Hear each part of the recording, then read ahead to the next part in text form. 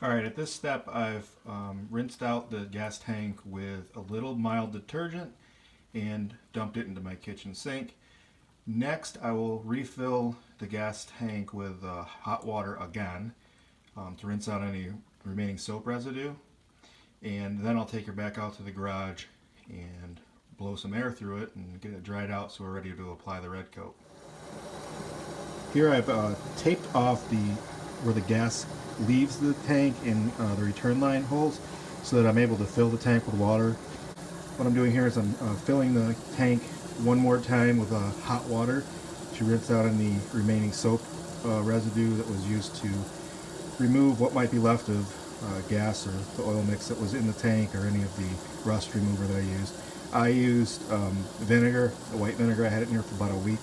Seemed to do an okay job. It's considerably less expensive than commercial rust removers, which were around $9 a quart, and I needed to get a half gallon. First step was I let the soapy water sit in this tank for a little over 15 minutes. It was about 20 minutes, recommended 15. Drain that out and then refill the tank with hot water again. Water's come out a lot clearer the second time around here. I think that I'm ready to dry it. I'll probably add some isopropyl dry gas to assist with this and then hit it with a heat gun.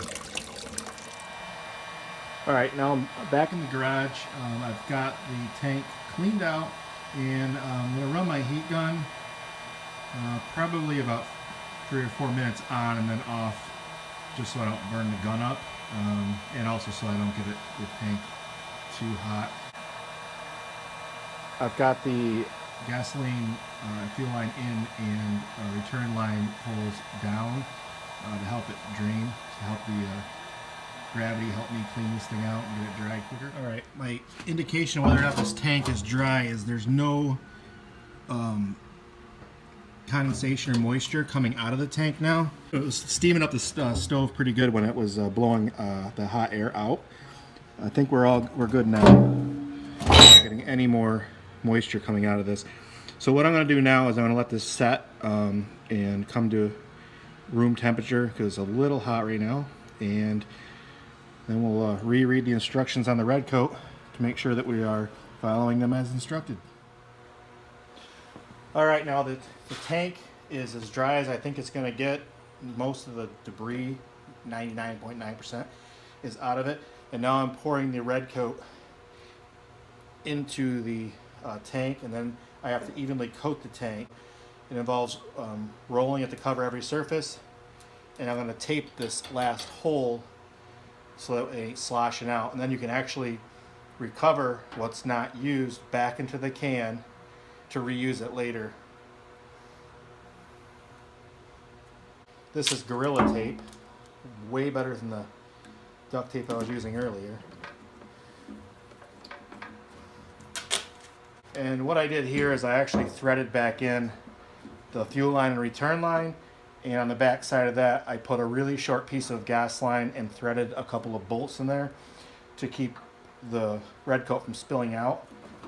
I'm going to have to remove those when I drain this because it's difficult to drain out of this top hole because I believe it's actually recessed into the container.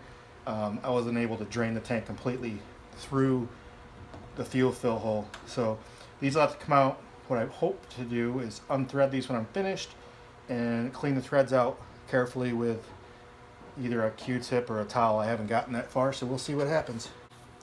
Alright, so I'm going to slowly turn this to make sure I get every crevice of this container covered. I'm going to probably have to do it even longer when I attempt to get it out because getting the water out of here was difficult. This Gorilla Tape is some of the strongest sticking stuff I've ever used.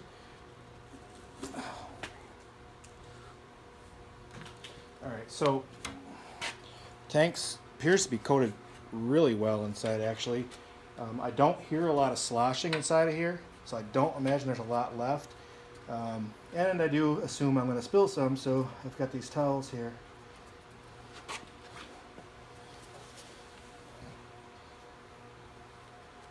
that might have been, oh, there we go. There was not a lot left in the container, so I'm going to be able to throw that quart out. Instructions say that you can't let it pool, so I'll just keep moving it. It's already starting to set.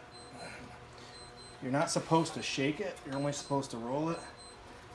Pulled out one of the gas lines, or it went in hard.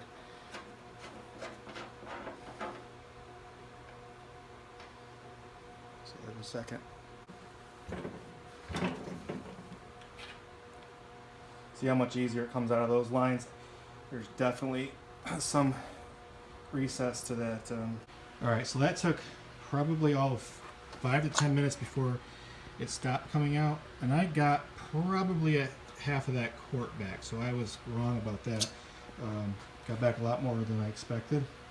And now I'm going to keep moving it because you're not supposed to have puddles, and the rate that was coming out, I'm guessing I'm getting some right now. I'm going to rotate it 30 seconds each direction, keep moving it, probably for the next half hour or so.